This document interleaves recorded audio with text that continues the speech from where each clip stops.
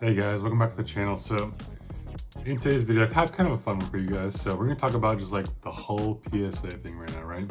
So as many of you know, today's June 3rd, yesterday was June 2nd. PSA said, hey, we have 10 million cards in our backlog and we cannot get them out in an orderly time. So what does that mean? Value tiers paused, value bulk paused, value plus paused, and value max paused. Your GameStop thing is paused. All these other things are paused. The only tier right now that's paused, let's see if we can pull it up, is the regular, which is now $79.99 a card. The Express, which is $149 a card. Or the Super Express, which is $349 a card. Now, just so you know, the regular is still 40 to 50 business days, 2 to 3 months. So, kind of crazy. So what does that mean, right? That means that grading cards is going to be weird for the next, probably like summer, July, June, August, probably September. I'm assuming we get some news, good or bad. And it's going to be interesting, right? Because a lot of people have a lot of cards like this, right? A lot of just like graded cards in their possession, but they can't get these cards graded because these raw cards don't do them justice. So 2 raw Laboratories can become PSA 10 Laboratories if you really think they're really good cards. So what does that mean? That means that like these cards are gonna sit in those binders, they're gonna trade around, you're gonna see more like grading piles like go off out of those collections. So I think it's a super cool time if you're like picking up new cards right now, because they're gonna be super fun to pick up.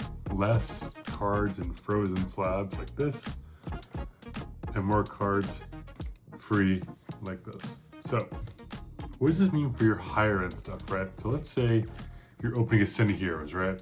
And you get super lucky and you pull this guy, bang, right? The Dragonite EX for Cindy Heroes, right? You get super lucky and you think, hey, this card is a 10. Well, now your options are super limited with PSA. $80 per 2-month turnaround, or $150, $350. So in a card like this, if you really think it has a good shot, it's worth sending. I would say still 2 months wait, get the card back. Even if it's PSA 9, still got a good card, right? But the question is that, right? Like, what happens after your submission comes back and it's all like this, just PSA 9s, right? PSA 9s. Well, it's a question. I've heard rumors, speculations that cards like this, right, like a Bubble Me PSA 9, are gonna be worth more like this than they are like this. Now, I am not a firm believer in that. Here's the thought process, right? The basic supply-demand equation, right? What they're thinking is scarcity of cards that are graded for the next 2, 3, maybe 4 months is going to drive these PSA 9s that come out as 9s to be more valuable than their counterpart 10s. I don't know. Because like when you look at PSA 10 cards, like their Causa VMAX PSA 10 or the Lugia V PSA 10, these cards are impressive. These cards tell stories, these cards are unique. I mean, they're Gemman 10s, they're just true pieces of artwork, right? And they're that. They're 10s, they're frozen in time in the plastic. And as long as you don't throw it on your sidewalk and run over with your car, bang, the card stays like that forever. But a PSA 9 is just as valuable with one perfection, right? Maybe it's a dot in the corner, the card's up to right, not centered, there's just a little surface something that's still a good card. So I don't think that the PSA 9 prices are going to drive it that much of a premium from raw, but it is interesting to think about, right? And when I think about it as like cards like this, right? I think that these cards are still going to be raw cards. This card like this, singles, binder copies, bang, don't stop them in 9s, just keep them raw.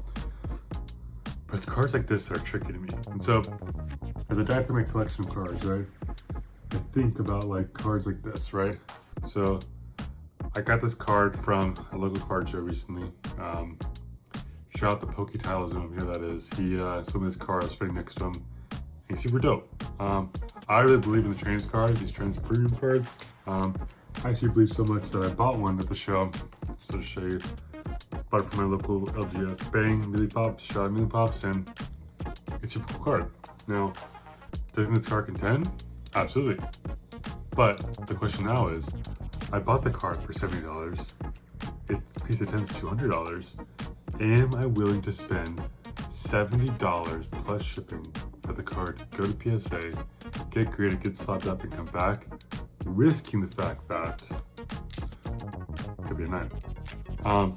That's a tricky question now. As far as like money goes, that $70 you spend still goes to PSA whether the card comes back 7, an 8, 9, a 10, whatever the grade is, right? You send the card to PSA, they grade the card, they give you your grade, bam, that is your transaction's done. Now, from the sense of like, you're trying to like generate value, right? You're trying to like get your cards to be like worth more than they are, because right, like the delta here is like this card's $70, that card's $200. You grade it for $70, that's what is that, a $60 premium on the card, you sell it.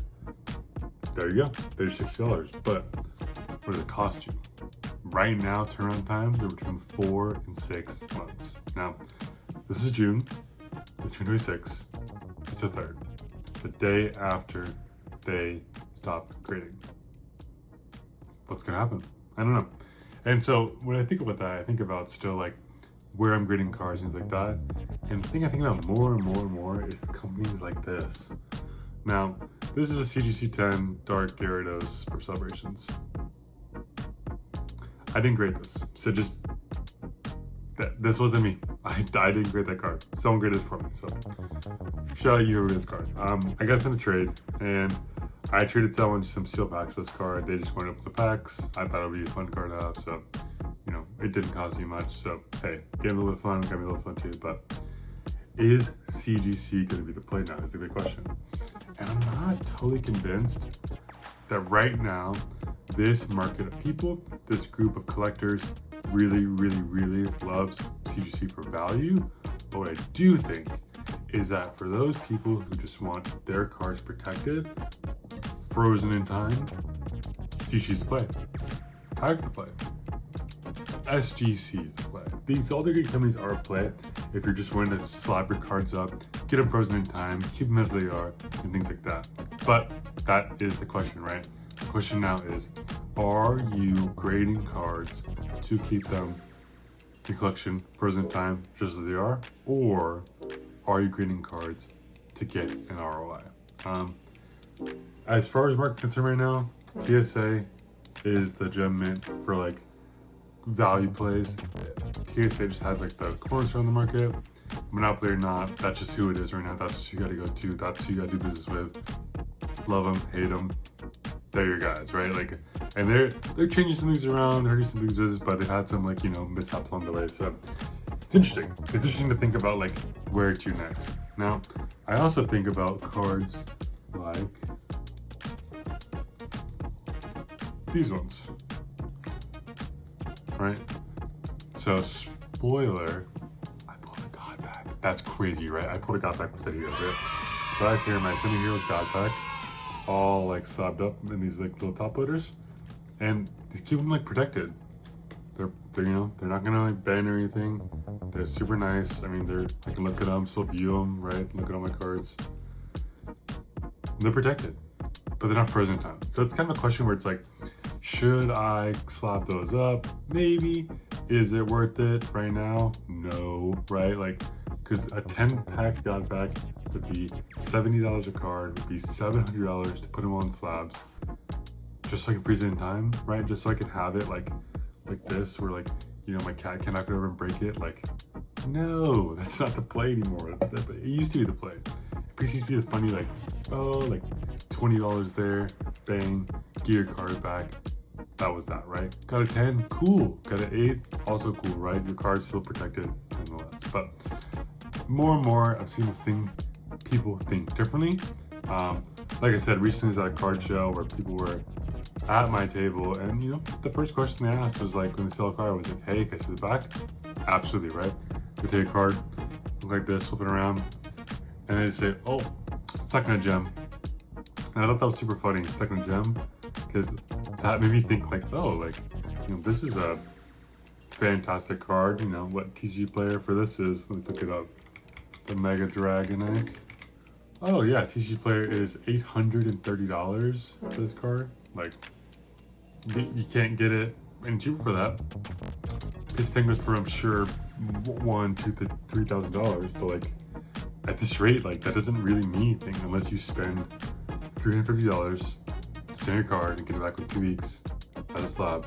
PSA, done. Hopefully you get a 10. Because remember, when you create these cards, you don't get a 10. It doesn't matter if they was wrong, if you sent the card in the wrong thing, you mislabeled it, whatever, whatnot. You just spent that money, they performed a service, money gone. And that's crazy. Super crazy. So, I'm interested to see what the market is. But to answer the question, I thought, like, I don't think PSA 9 is going to drive such a huge premium. Like, I just don't see it. I mean, people like to reference, like, 2021, when things with the pandemic, it's like that. But I don't think we're in the market right now where people are that desperate for cards like this, because people can go to card shows still. Like, that's still that. The thing that's different between right now and 2021 was that card shows were almost came to a screeching halt, right? Like, people didn't know how to do them, social distancing was a thing, like, these venues are saying no. But now, that's not the case, right? People can go out there and have fun and trade cards and things like that, and go to trade nights and play the game. That's all happening. And so I think that while PSA 9s aren't going to be equal to raw cards in like value, they're not going to explode and be equal, I do think that you're going to see less PSA 9s out there. What do I mean by that? I think that more people are going to stray away from the slab PSA 9 and go more for the card in the binder, slide in there, ready to go. Easy to look at, right? You have a stack of them, bam, easy to view. And that'll be the case. So, I'm curious what you think. I feel like that's like where I'm at right now. And we're still going to agree with PSA. Yeah, I mean, currently right now they are like the big dog. I've seen people trying other grading companies, which I think is interesting. Don't know if I'm quite there yet financially wise. These are just like throwing money in that regard, trying to turn these out, but that is a cool thought. So I'm just see how that goes. And yeah, big question now is like, what's the next biggest card? What's the biggest buy? Currently right now, if you were to ask me that question, I would say go back for your PSA 10s, Sword and Shield Arts. Sword and Shield Arts. These artworks are incredible. I'll show you another one that's really good. Is the Blaziken. I mean, like, look at these cards. What do you call it? Got the Lugia. And you got the Beedrill. I mean, these are all fantastic artworks, fantastic alts. And I just think these ones are going to do like so good right now. This is also like my bread and butter from right now, so maybe I have a soft spot, but when I got back in the Sword and Shield era, kind of right in the middle of it, kind of brilliant stars. So like, I just think that's where it's going to be right now, the next thing. So I'm seeing tag teams boom. I'm seeing the 30 come out. I'm excited for what's new. I'm excited to see you guys in the next video. Peace.